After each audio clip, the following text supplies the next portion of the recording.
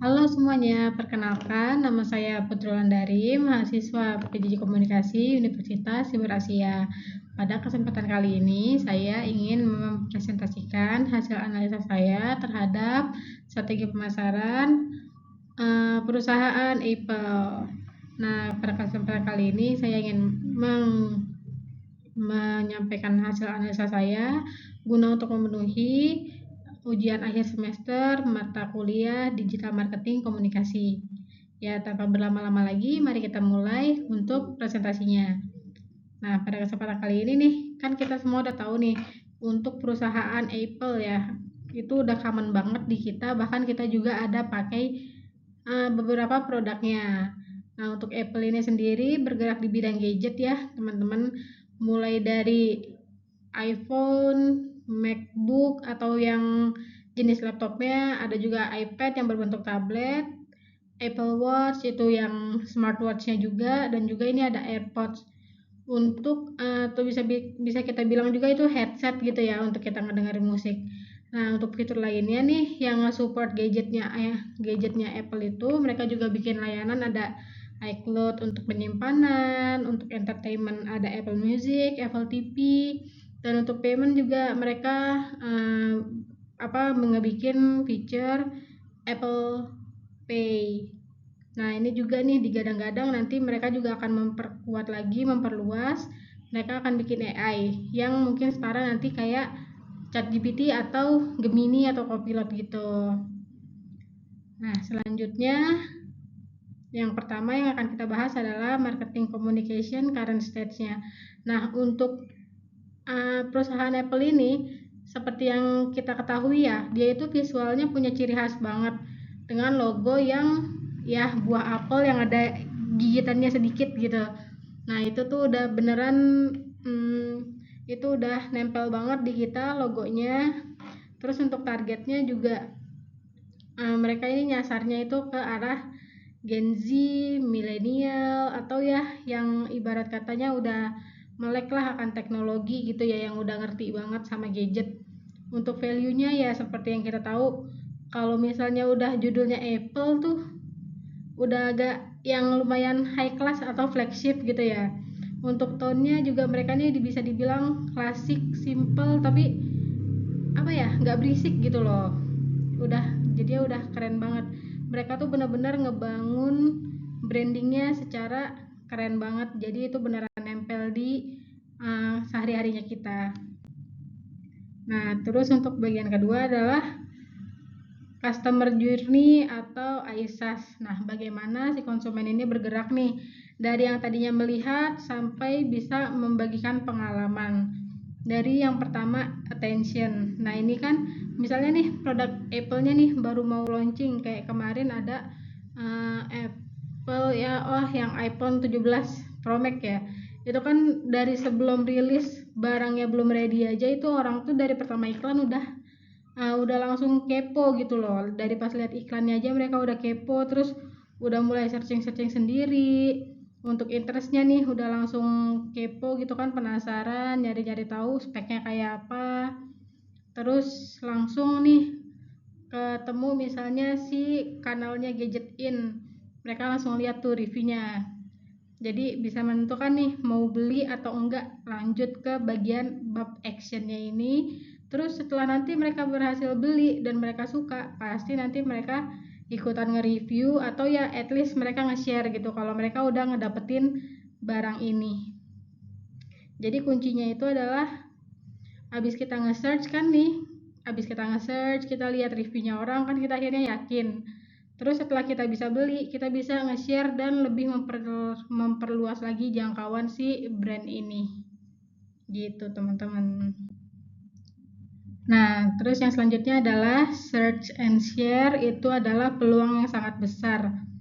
Kalau misalnya kita masih nge-searching aja nih kan, kayak bab pertamanya itu konsumen kayak aku lagi mau cari HP, ya kita baru cari-cari harga dulu, terus kita lihat reviewnya, kita cari tahu kameranya, hasil fotonya bagus atau enggak, baterainya berapa, ya pokoknya yang kayak gitulah, spek-speknya beneran ngebantu kita atau enggak gitu kan, cocok nggak nih sama apa yang kita butuhin gitu.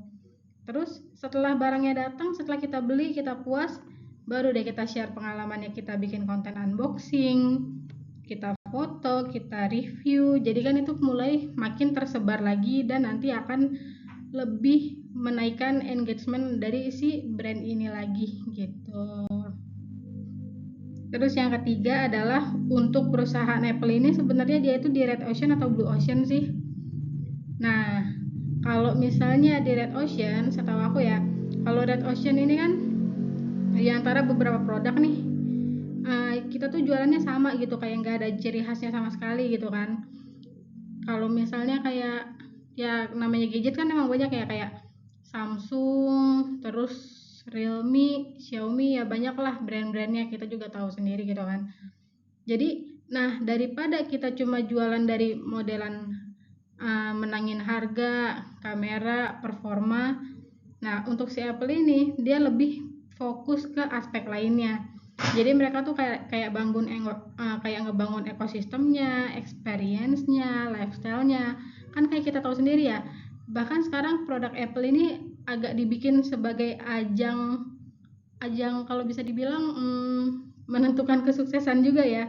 Kayak lu nggak pakai Apple, lu nggak pakai iPhone, kurang kan sekarang kalau stereotipnya kan kayak gitu ya.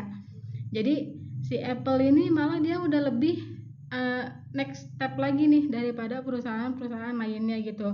Mereka nggak cuma bersaing di produk dan harga, tapi mereka itu udah mulai bikin ekosistem dan lifestyle-nya gitu. Kalau misalnya kita nggak pakai tuh kayak ada yang kurang gitu loh, malah mereka tuh bisa sampai yang kayak gitu.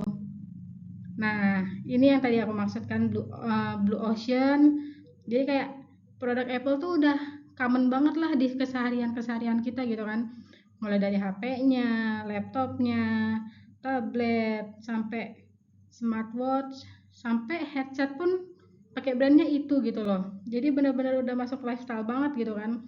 Itu mereka benar-benar bisa banget ngebangun brandingnya seakan-akan mereka tuh beneran berguna gitu loh, padahal kan ya kalau misalnya mau cari brand apa aja juga hampir sama-sama aja kegunaannya gitu kan. Nah, cuma disinilah keunggulan dari perusahaan Apple ini, mereka bisa ngebuat brand mereka ini jadi lifestyle juga di kalangan kita.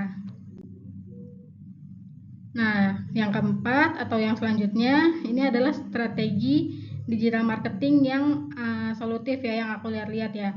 Mereka tuh yang nggak kayak yang iklannya tuh di sosmed tuh kayak hard selling gitu. Malah justru iklan atau konten-konten yang mereka tuh kayak film-film pendek aja gitu. Tapi beneran langsung ke kayak HP-nya disorot dikit-dikit gitu kan.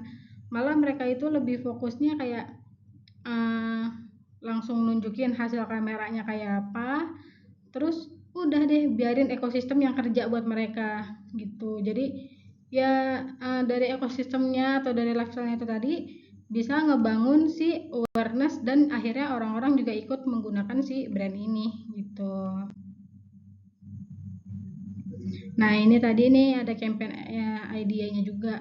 Kalau misalnya saking kita udah pakai Apple semua gitu ya. Nah, itu tuh bisa aja jadi kayak Your Apple Day. Jadi kayak satu hari banyak cerita, banyak perangkat. Kayak kreator tuh nyoba beri contoh aktivitasnya sehari-hari. Terus apa namanya? Ngasih tahu kegunaannya juga, tapi pakai versi mereka sendiri, terus hasil-hasil kontennya, terus nanti di repost sama brandnya. Nah, ini kan benar-benar ngedorong kita untuk ya lebih merhatiin, lebih tertarik, terus akhirnya kita nyari, kita beli, terus kita ikutan nge-share juga nih. Nah, itu dia keterkaitannya. Nah, jadi untuk kesimpulannya, perusahaan Apple ini kuat dalam attention dan action.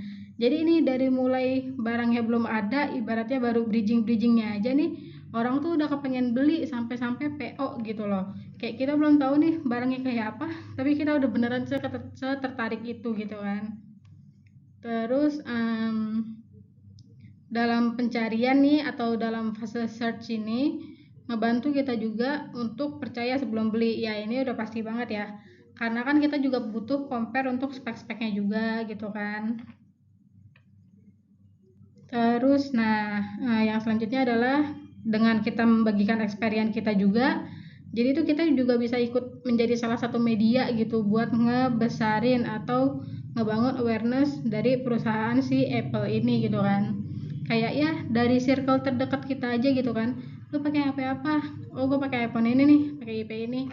Pasti kan kayak teman-teman kita kepo, dia bisa lihat langsung gitu kan, terus nanti dia ikutan beli juga gitu. Jadi ini beneran sengaruh itu kita tuh buat jadi media. Nah, terus yang selanjutnya adalah Blue Ocean. Jadi daripada kita fokus ke Red Ocean kayak cuma main harga dan main spek, ya lebih baik kita juga fokus ngebangun ekosistem sama experience-nya gitu kan. Berbalik lagi ke lifestyle tadi. Terus untuk strateginya adalah yang pertama, sekarang udah eranya media sosial, terus dikontenin terus gitu kan. Terus ada lagi ntar influencernya, ya udah itu jadinya makin masif lagi untuk pertumbuhan brandnya. Ya paling segitu aja yang bisa saya jelaskan, takutnya kepanjangan juga videonya. Lebih dan kurangnya saya mohon maaf. Wassalamualaikum warahmatullahi wabarakatuh. Selamat malam, terima kasih.